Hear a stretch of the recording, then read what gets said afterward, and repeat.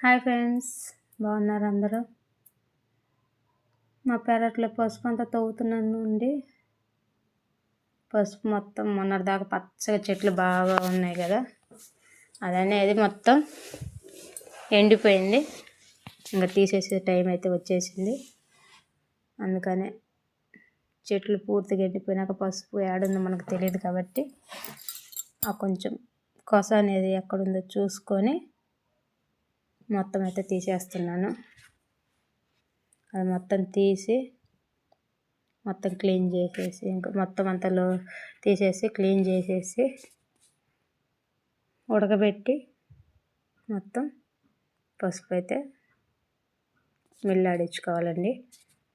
పసుపు కొమ్ములు అయితే బాగానే ఉన్నాయి, కాకపోతే పోయిన సంవత్సరం కంటే ఈ సంవత్సరం కొంచెం చిన్నగానే వచ్చాయి.